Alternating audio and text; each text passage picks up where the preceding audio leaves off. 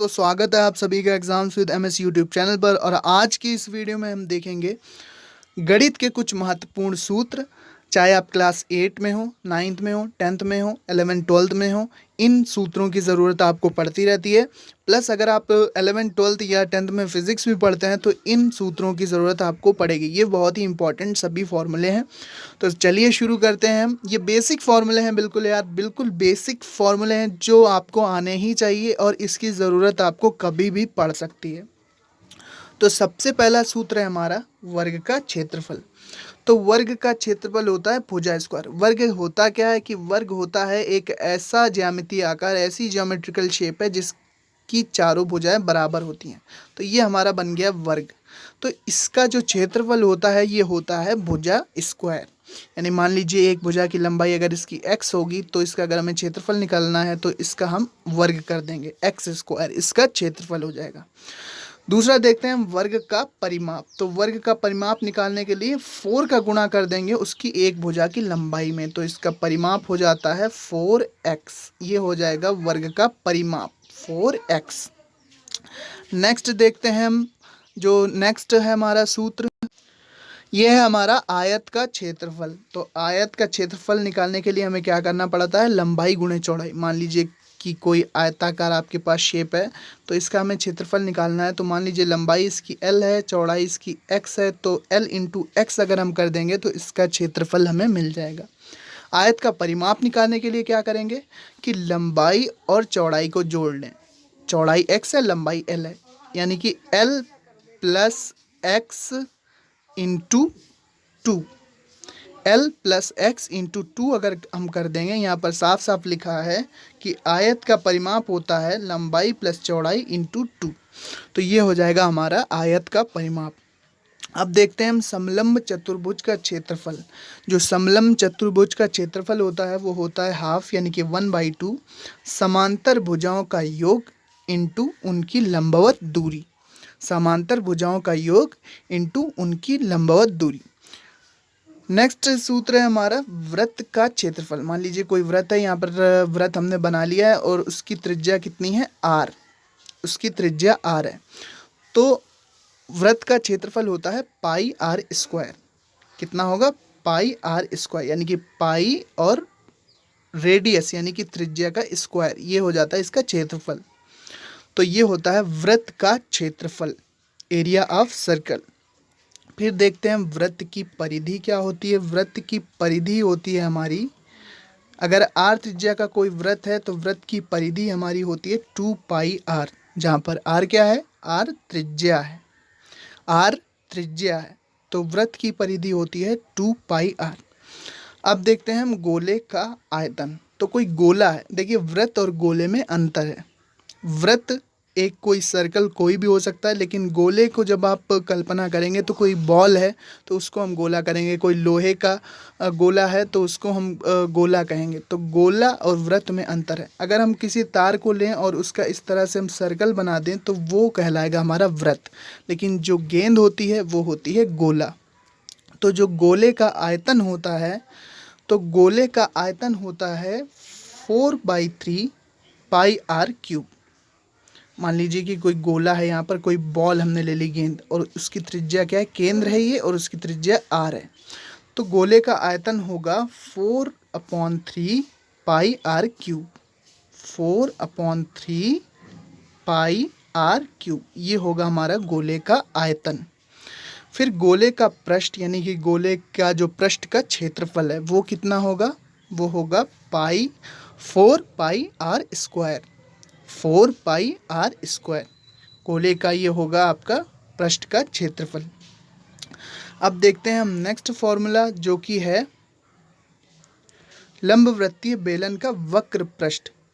मान लीजिए कि ये बेलन है हमारा, ये कोई सिलेंडर है, तो इसका हमें वक्र पृष्ठ निकालना है। तो वक्र पृष्ठ का मतलब इन पृष्ठों को छोड़कर ये जो इसका एरिया है, ये टोटल कितना क्षेत्रफल है, ये जो जहाँ पर मैं इस तरह से बना रहा हूँ, ये जो गोल घुमा हुआ वक्र बनाता है, ये पूरा सर्कल का पृष्ठ क्या होगा। एक बार फिर से समझिए कि यहाँ पर अगर कोई बेलन है तो इसका ये क्षेत्रफल कितना होगा। इतना क्षेत्रफल कितना होगा, हमें इन क्षेत्रफल से नहीं मतलब है, हमें वक्र पृष्ठ निकालना है। तो ये क्षेत्रफल होता है हमारा 2 पाई आर एच, और लंबवृत्तीय बेलन का संपूर्ण पृष्ठ क्या होगा, 2 pi r h plus 2 pi r square. क्योंकि इस केस में क्या होगा कि इस केस में हमारे पास देखिए बेलन का जो वक्र पृष्ठ है वो है 2 पाई आर एच, और इन दो क्षेत्रफल, ये जो दो क्षेत्रफल हैं इनका क्षेत्रफल होगा पाई आर स्क्वायर, तो 2 पाई आर स्क्वायर हमें जोड़ना पड़ेगा। तो लंबवृत्तीय बेलन का संपूर्ण पृष्ठ होता है 2 pi r h plus 2 pi r square, 2 pi r h plus 2 pi r square. फिर देखते हैं हम लंबवृत्तीय बेलन का आयतन, तो ये होता है पाई आर स्क्वायर एच। मान लीजिए कि कोई सिलेंडर है हमारे पास, कोई लंबवृत्तीय बेलन है, तो इसका हमें क्या निकालना है, इसका निकालना है हमें आयतन।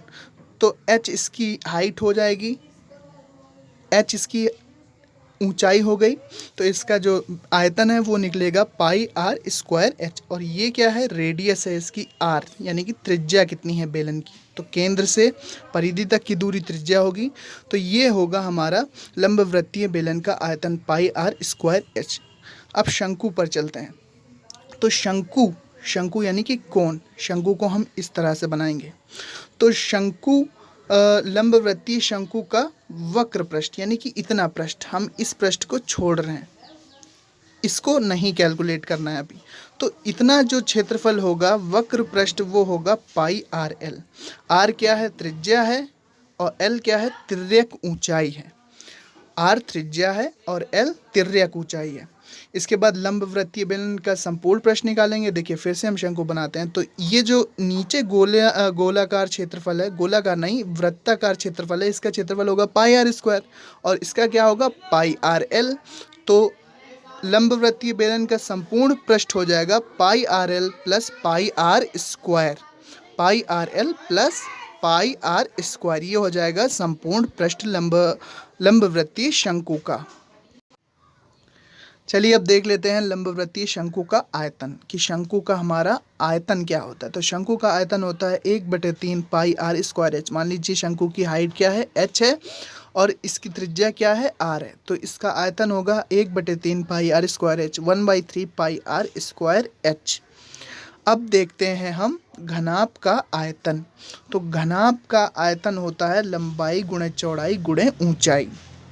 फिर घनाभ का संपूर्ण पृष्ठ क्या होता है, लंबाई गुणे चौड़ाई प्लस चौड़ाई गुणे ऊंचाई प्लस ऊंचाई गुणे लंबाई। इसका हमें डबल करना होता है। तो ये होता है हमारा घनाभ का संपूर्ण पृष्ठ। घन का आयतन क्या होता है, घन का आयतन होता है भुजा क्यूब। घन क्या होता है, लूडो का अगर हम डाइस देखें तो ये जो हमारा शेप बनता है ये कहलाता है क्यूब, यानी कि घन। तो इसका आयतन होता है, मान लीजिए इसकी भुजा की लंबाई x है, तो इसका आयतन हो जाएगा x क्यूब, यानी कि x की पावर 3। तो ये होता है हमारा घन का आयतन। घन का आयतन x क्यूब या भुजा क्यूब। यहाँ पर आप देखेंगे कि घन का आयतन x क्यूब या भुजा क्यूब। फिर देखते हैं हम घन का संपूर्ण पृष्ठ क्या होगा। तो घन का संपूर्ण पृष्ठ होगा 6x स्क्वायर। क्या होगा, 6x स्क्वायर। फिर से हम घन बना लेते हैं। यहाँ पर ये कोई मान लीजिए क्यूब है हमारे पास, तो इसका संपूर्ण पृष्ठ क्या होगा। देखिए घन में 6 पृष्ठ होते हैं टोटल, कुल 6 पृष्ठ होंगे। तो 6 और एक पृष्ठ का क्षेत्रफल क्या होगा, इतना अगर हम क्षेत्रफल किसी भी पृष्ठ का निकाल लें तो लंबाई गुणे वर्ग का क्षेत्रफल होता है एक्स स्क्वायर। तो सभी वर्गाकार 6 पृष्ठ हैं घन में, तो उसका जो संपूर्ण पृष्ठ हो जाएगा वो हो जाएगा 6x स्क्वायर, यानी कि 6 गुणे भुजा का स्क्वायर। ये हो जाएगा हमारा घन का संपूर्ण पृष्ठ। घन का संपूर्ण पृष्ठ। फिर से एक बार देखिए मैं क्या कहना चाह रहा हूँ। तो यहाँ पर मान लीजिए हमने कोई घन बनाया है, यहाँ पर कोई घन है। अब जो घन है उसका हर एक पृष्ठ जो होता है वो होता है वर्गाकार, और वर्ग का क्षेत्रफल होता है एक्स स्क्वायर। और टोटल हमें क्षेत्रफल निकालना है, और घन में टोटल यानी कि क्यूब में टोटल हमारे पृष्ठ कितने हैं, 6। तो इसका संपूर्ण पृष्ठ हो जाएगा 6x स्क्वायर, यानी कि 6 गुणे भुजा का स्क्वायर। नेक्स्ट हम देखते हैं, नेक्स्ट और लास्ट है हमारा समबाहु त्रिभुज का क्षेत्रफल। तो समबाहु त्रिभुज का क्षेत्रफल होता है √3/4 इंटू भुजा स्क्वायर, √3/4 इंटू भुजा स्क्वायर, ये होता है समबाहु त्रिभुज का क्षेत्रफल। तो दोस्तों ये थी वीडियो, 20 फॉर्मूले कवर किए हैं हमने। अगर आपको इसी तरह के और इम्पोर्टेंट और बेसिक फॉर्मूले चाहिए तो कमेंट बॉक्स में ज़रूर बताइएगा। सो मिलते हैं किसी अपने नेक्स्ट वीडियो में। Thanks for watching and listening में। इन फॉर्मूलों को याद रखिएगा और इनकी ज़रूरत आपको पड़ती रहेगी। Thanks for watching and listening me, and good luck for your future. Thank you and bye bye.